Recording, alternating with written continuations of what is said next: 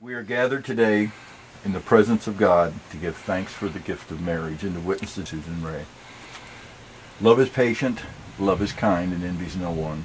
Love is never boastful nor rude, never selfish, not quick to take offense. Love keeps no score of wrongs. Love does not gloat over another's sins, but delights in the truth. There is nothing love cannot face. There is no limit to its faith and its hope. In a word, there's three things that last forever: faith, hope, and love. But the greatest of them all is love. I don't know if you've ever heard that passage before. Parts of it, that comes from Corinthians. You've got it, okay. Now, I want you to have a good marriage, because if you have a good marriage, you have a wonderful thing. That if you want one, you have to create it and you have to maintain it. Nobody else can do that for you. But I'm going to share some ideas with you. Now, I don't have all the answers, okay? Only God has all the answers. But everything I know, everything I'm going to tell you, I know is true, okay? And it works. In the art of marriage, from the beginning and forever, it's always little things that end up being important. For example, you two. You will never, ever be too old to hold hands, okay? You like to hold hands, don't you? Dennis, let me give you a little piece of advice. Every woman loves to hold hands, and some of us guys forget. Most people don't understand why it's important. A little over 2,000 years ago, Jesus walked the earth, and he went across the lands, and he found people who were sick and wounded and dying, and he went to them just like this, and he placed his hands on them, and he healed them. Doctors still have the power to do that, some of them. Chiropractors, physical therapists, they all use the healing power in the hands. And anytime you grab her by the hand, say, we're going to the mall today and go for a walk. Or you grab him by the hand, so let's go down by the river today and go for a walk, or wherever. And you're walking around holding hands, you're using that healing power. It's very good for both of you. Take advantage of it. It's remembering to say I love you regularly. It's never going to sleep angry. It's a mutual sense of values. It's standing together, facing the world. It's forming a circle of love that gathers in the whole family. It's speaking words of appreciation. It's having the capacity to forgive and forget. It's always giving each other just a little bit of room for things of the Spirit. It's a common search for the good and the beautiful. And you've probably heard people say it's important to marry the right person. You ever heard people say that? Yes. Whoever created that only got it half right. It's important to marry the right person, but it's equally important to be the right person. And it takes both sides of it to make it work. Yes. Now, I don't know what your faith is or your beliefs, but I'm going to share an idea with you you've never heard before.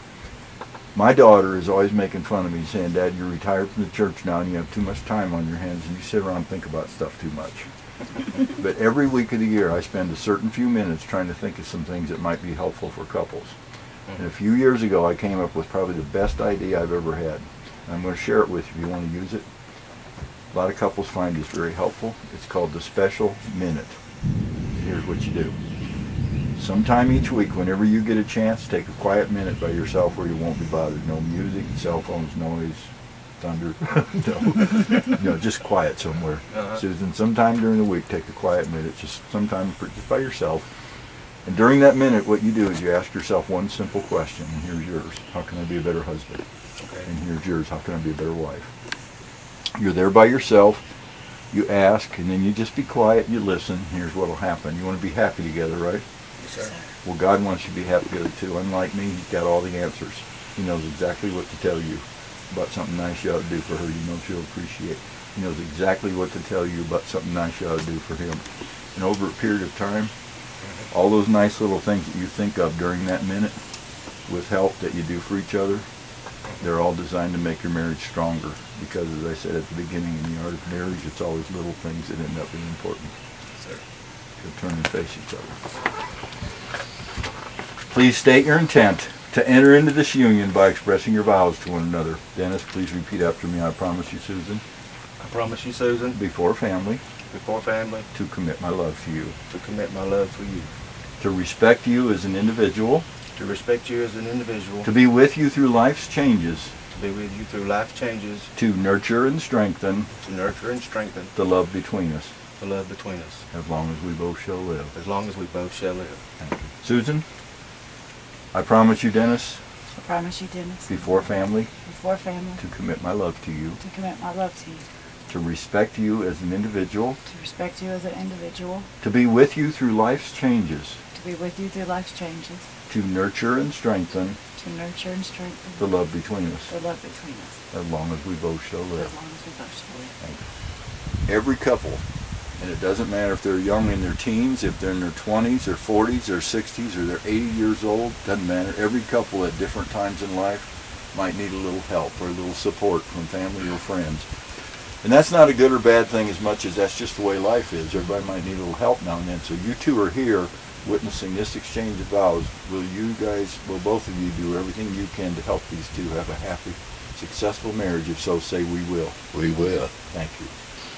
The wedding ring is a symbol of unity. It's a circle unbroken without beginning or end.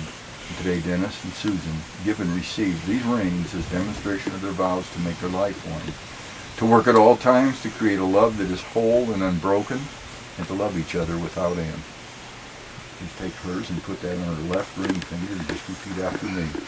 This ring I give you This ring I give you as a sign as a sign of our constant faith of our constant faith and abiding love.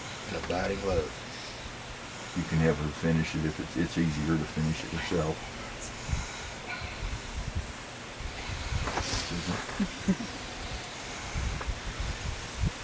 This ring I give you This ring I give you as a sign as a sign of our constant faith of our constant faith and abiding love. and abiding love.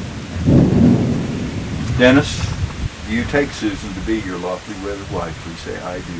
I do. Susan, do you take Dennis to be your lawfully wedded husband? Please say, I do. I do. Okay, if you hold hands right here, put your flowers over there. And here. And let me hold it for you, sweet. If you Thank don't you. want those to fall off there. And everybody, please just bow your heads just briefly. Eternal God, without your grace, no promise is sure. Strengthen Dennis and Susan with patience, with kindness, with gentleness, and with all the other gifts you so abundantly impart, that they may fulfill the vows they made this day. Keep them faithful to each other and to you. Fill them with such love and joy that they may build a home of peace and welcome and guide them by your word to serve you all their days. Amen. Amen. Before God, in your presence, you two as witnesses, Dennis and Susan have made their solemn vows to each other. They have confirmed their promises by the joining of hands and the giving and receiving of rings. Therefore, I proclaim that Dennis and Susan are now husband and wife. You can kiss your new bride.